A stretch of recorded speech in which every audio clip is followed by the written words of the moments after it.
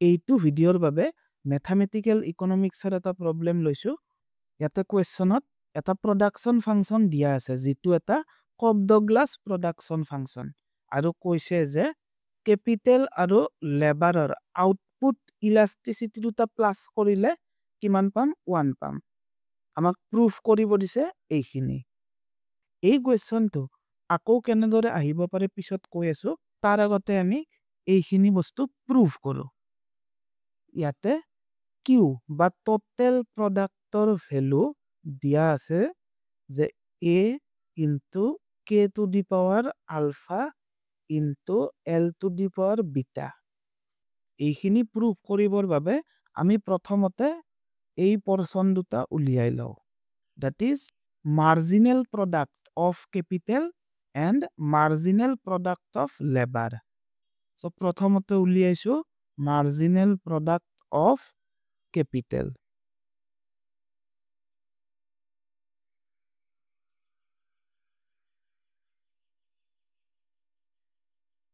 ইয়াতে আমি production function to with respect to capital differentiate কৰিব লাগিব equals ইয়াতে capitalৰ বাহিৰে আৰু কি ভেৰিয়েবল আছে যে labor so যেতিয়া আমি এই production function to with respect to capital differentiate কৰিম তেতিয়া এই labor ভেৰিয়েবল to এৰ নিচিনাকে এটা constant term বুলি ধৰিম so constant খিনি আগত লিখি লৈছো a L to the power beta into K to the power alpha year derivative কিমান হ'ব with respect to K alpha আগত আহি যাব into K to the power alpha minus 1 so এই যিখিনি আমি ভ্যালু পালো বা এই যিটো ফাংচন পালো ইয়াক কব partial derivative of the production function with respect to capital বা marginal product of capital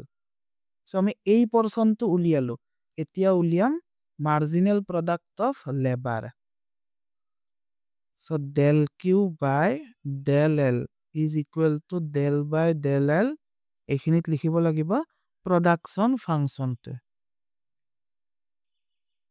ইয়াতে with respect to l কৰি আছো so constant term কি হ'ব যে a আৰু k a k to the power alpha এতিয়া L to the power beta year derivative কিমান হ'ব with respect to L যে beta আগত আহি multiply hall into L to the power beta minus 1 so এই ফাংচনটো হৈছে marginal product of labor এতিয়া marginal product of capital আমি মাল্টিপ্লাই কৰিব লাগিব units of capital এৰে আৰু marginal product of labor multiply কৰিম units of labor হইতে আৰু দুয়োটা প্লাস কৰিম so ইয়াতে লিখি লৈছো যে k into del q by del k plus l into del q by del l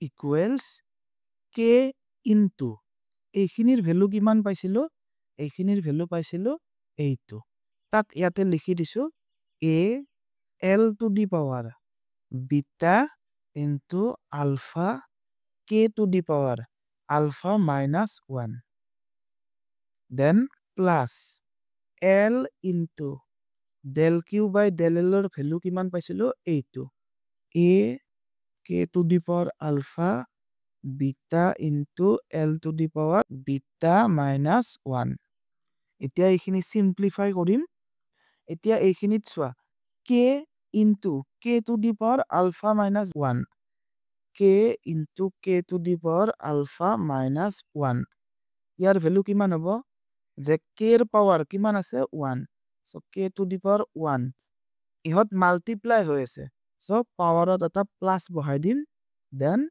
alpha minus 1 so থাকিল কি 1 আৰু 1 ক্যান্সেল থাকিল k to the power alpha so এইখিনিৰ ভ্যালু হ'ব a k to the power alpha L to the power beta আৰু এটা কি থাকি যাব যে alpha then plus ইয়াতে আছে a k to the power alpha এতিয়া L into L to the power beta minus 1.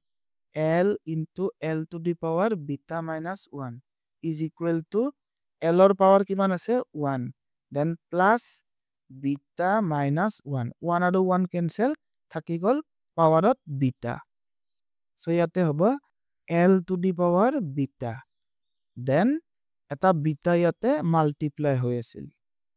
Etia ei duta termor ami common ki lobo paru je common ahiba a k to the power alpha L to the power beta.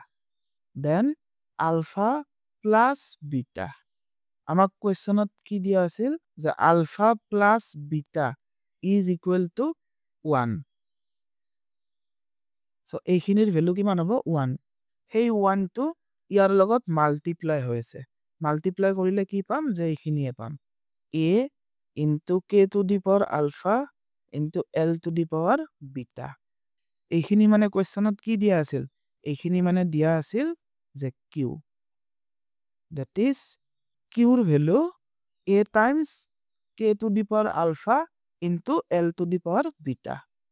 So amak jikhini proof koribo disil hekhini ami proof kori dekhualu. Etia ei question to belag kyo ahibo pare. Yak enedore dibo pare je so that a homogeneous production function of degree 1 satisfies Euler's theorem. Ba enakeo hobo pare je prove Euler's theorem for a homogeneous production function of degree 1. Thank you.